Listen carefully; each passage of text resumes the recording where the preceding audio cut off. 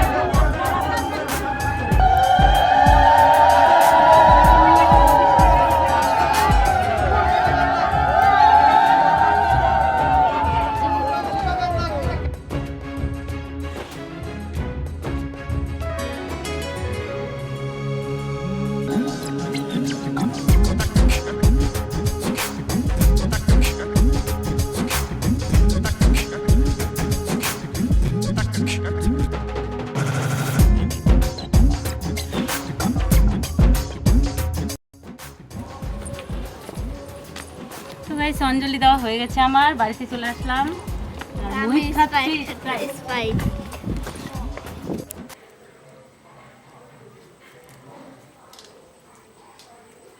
Change করে তাড়াতাড়ি করে খেতে বসে গেলাম, ভীষণ খিদা পেয়েছে।